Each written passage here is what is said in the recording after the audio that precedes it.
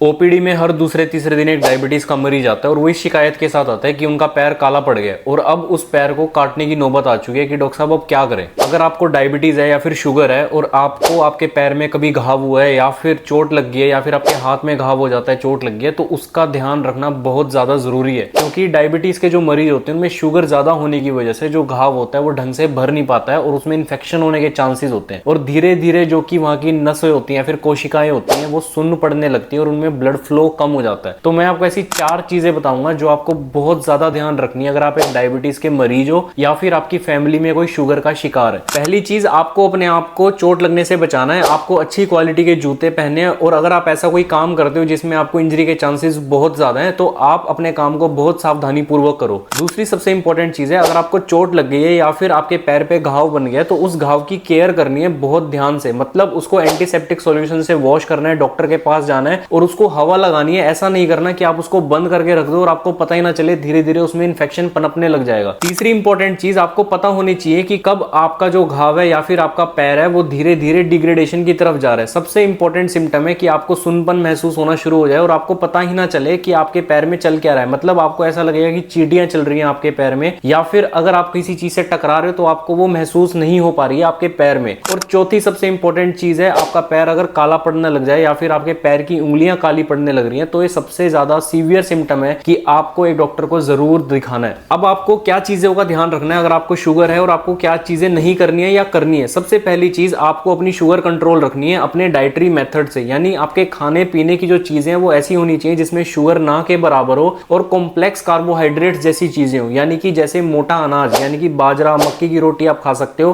अपनी गेहूं की रोटी को छोड़ के। चावल अवॉइड कर सकते हो, आलू अवॉइड कर सकते हो, उसकी जगह पे शकरकंदी खा सकते हो। आपको ऐसे फ्रूट्स, ऐसी चीजें खानी जिसमें ग्लाइसेमिक इंडेक्स कम है और जिसके अंदर कॉम्प्लेक्स कार्बोहाइड्रेट्स ज्यादा हैं। अब आपको डायबिटीज हो चुकी है तो आपको किन चीजों का ध्यान रखना है ताकि आपकी शुगर कंट्रोल हो सके। सबसे पहली चीज है कि आपको अपनी फूड आइटम्स का ध्यान रखना है, क्या आप खा रहे हो, क्या आप पी रहे हो, उसमें आपकी शुगर कितनी ज्यादा है उसको आपको अवॉइड करना है। अगर आप कोई भी ड्रिंक ले रहे हो या फिर अगर आप कोई भी खाने की चीज ले रहे हो उसके अंदर कॉम्प्लेक्स कार्बोहाइड्रेट्स ज्यादा होनी चाहिए बजाय कि सिंपल शुगर्स के। अगर आपने सिर्फ यही चीज अपनी खाने पीने का ही ध्यान रख लिया तो आप अपनी शुगर को बहुत हद तक कंट्रोल कर सकते हो। और जनरल फिजिशियन की सलाह भी लेनी है ताकि आपको जरूरी दवाइयां चला सके जिससे आपकी शुगर कंट्रोल में आ सके। और अगर आपको कहीं चोट लगती है या फिर आपके घाव बनता है तो आपको तुरंत एक ऑर्थोपेडिशियन को दिखाना है ताकि आपके घाव की केयर हो सके और आपकी भी केयर हो सके। अगर इन सब चीजों का आपने ध्यान रख लिया तो ऐसी नौबत तो नहीं आएगी कि आपको अपना पैर कटवाना पड़ेगा या फिर अपने शरीर का कोई कीमती हिस्सा कटवाना पड़ेगा। और अगर आपको डायबिटीज है और डायबिटीज से रिलेटेड अगर आपको कोई भी इंजरी है तो आप डायरेक्टली विर्क हॉस्पिटल करनाल आ सकते हो। यहाँ पर कंप्लीटली डेडिकेटेड टीम है आपकी केयर करने के लिए। मेरा नाम डॉक्टर हर्ष शर्मा है, मैं विर्क हॉस्पिटल करनाल में डीएनबी ऑर्थोपेडिक रेजिडेंट हूँ।